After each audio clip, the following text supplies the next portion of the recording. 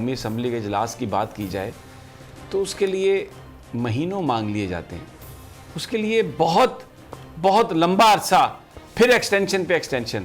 شاید یہ جو ہمارے ارد گرد غلاظت ہے ساری، یا جس دلدل میں ہم چلے گئے ہیں، اس کی وجہ شاید یہی ہے کہ ہم دنیاوی مال کے پیچھے بھاگ نکلے ہیں، ہم اپنے جو ہمارے مذہب کی جو تعلیمات تھی ان سے ہم دور چلے گئے ہیں۔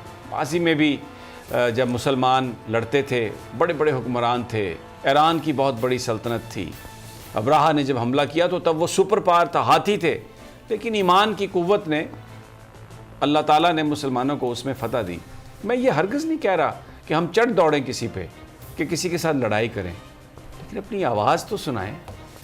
آواز کیسے سنائیں؟ میں آپ کو ایک مثال دیتا ہوں۔ کتنی قتل و غارت ہے لبنان میں، کتنا ایران پر ظلم و ستم ہوا ہے، لیکن اگر عقیدہ مضبوط ہو تو انسان نہیں گھبراتا، اور اللہ تعالیٰ اس کے لیے کچھ صورت نکالتا ہے۔ میں حسن نصر اللہ صاحب ناموس رسالت پر جو بات کر رہے ہیں، ترجمے کے ساتھ میں آپ کو پہلے سنوانا چاہتا ہوں، پھر آگے ہم پروگرام میں چلتے ہیں کہ ایمان کا تقاضا کیا ہے، جذبہ جوش کیسا ہونا چاہیے۔ یہ ملک تو بنا ہی اسلام کے نام پہ تھا، پاکستان کا مطلب کیا، لا الہ الا اللہ، اور کیسے ہم ناموس رسالت پر خاموش ہو جائیں؟ اس سے بڑی منافقت کیا ہو سکتی ہے؟ یہ جو ساری غلاظت ہے آج جس میں ہم پھنسے ہوئے ہیں، شاید اس کی یہی وجہ ہے۔ حسن نصر اللہ صاحب۔ یا رسول اللہ، یا رسول اللہ، فداک نفسی و دمی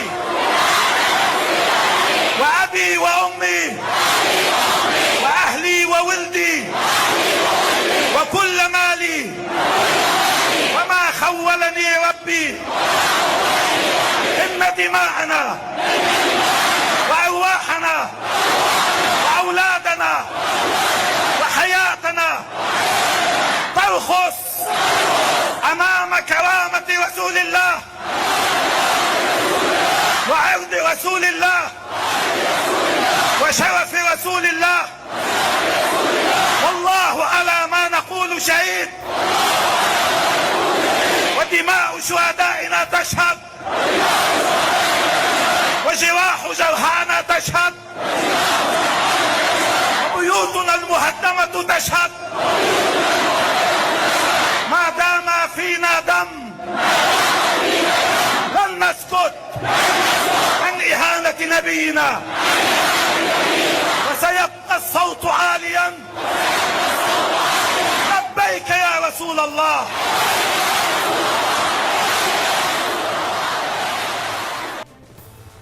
دیکھ رہے تھے آپ کہ ہمارے شہداء کے خون، ہمارے جاں بازوں کے زخم اور ہمارے ویران گھر اس بات کی گواہی دیں گے کہ ہم اپنے نبی پر ہر شے قربان کر سکتے ہیں۔ اب یہ ایک جذبہ ہے۔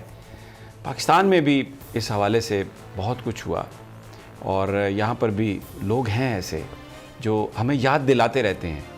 ہماری اس ساری گفتگو کا مقصد یہ ہے کہ ہمیں اپنے جو بزرگ ہیں، ہمیں جو اپنی جو تعلیمات ہیں، ہمیں اپنا جو اصل مشن ہے، اس کو تو نہیں ہمیں بھولنا چاہیے۔ میں یہاں پر آپ کو سعد رضوی صاحب کی ایک چھوٹا سا ایک ان کا ساؤنڈ بائٹ ہے، وہ میں آپ کو سنوانا چاہتا ہوں کہ ویسے تو نبی پاک صلی اللہ علیہ وسلم کی جہاں پر حرمت کی بات آئے گی، چاہے کوئی گناہ گار مسلمان ہے، چاہے کوئی عالم فاضل ہے، سب کے دل سے ایک ہی آواز نکلتی ہے۔ نہ جانے کیوں ہم ان مسئلتوں میں آ کے خاموش ہو گئے ہیں۔ سنیے ذرا رضوی صاحب کیا کہہ رہے ہیں۔ اگر کوئی یہ سمجھے کہ یہ جذبہ ختم ہو چکا ہے تو ہمارے بڑوں کا تو جذبہ سمندر کے اندر جا کر بھی ختم نہیں ہوا۔ ہم جس قبیل میں سے ہیں وہ جذبے ختم ہونے والے نہیں ہیں۔ میرے آقا و مولا صلی اللہ علیہ وسلم کی ناموس کے لیے جو کچھ ہمیں زندگی میں تکلیف اور پریشانی اٹھانی پڑے وہ ہمارے لیے زیادہ راہ ہے، وہ ہمارے لیے سرمایہ حیات ہے، وہ ہمارے لیے وہ چیز ہے جس کو ہم نے لے کر کل جنت میں جانا ہے۔ ہم نے آپ کو ایک موقع دیا ہے کہ آپ بھی ان چہروں میں اپنا چہرہ رکھوا لیں جو کامیاب ہیں، جو حضور سید عالم صلی اللہ علیہ وسلم کی ناموس رسالت کے لیے کام کرنے کے لیے تیار ہیں۔ ہم نے اپنے سارے چہرے حضور سید عالم صلی اللہ علیہ وسلم کی ناموس پر قربان کرنے کے لیے رکھے ہوئے ہیں۔ یہ بات کرنے کا مقصد صرف یہ تھا کہ کاش اللہ ہمارے جو لیڈرز ہیں، چاہے ان کا تعلق حزب اختلاف سے ہے، چاہے ان کا تعلق حکمران جماعت سے ہے، اگر وہ آج یہ فیصلہ کر لیں کہ ہم ایک آواز بنیں گے اور اپنے نبی پاک صلی اللہ علیہ وسلم کی جو حرمت ہے اس کے لیے میسج دیں گے پوری دنیا کو، تو مجھے یہ لگتا ہے کہ ہمارے بہت سارے مسائل حل ہو جائیں گے. آپ یقین کریں، میں یہ ایمان سے یہ بات کہہ رہا ہوں، یہ کوئی جذباتی پن نہیں ہے، یہ کوئی ہم یہ نہیں کہہ رہے کہ آپ چل دوڑیں کسی ملک پر حملہ کر دیں یا آپ یعنی ایک کوئی دہشت گردوں کی طرح کاروائیاں کریں، بٹ آپ بتائیں کہ یہ فریڈم آف ایکسپریشن نہیں ہے.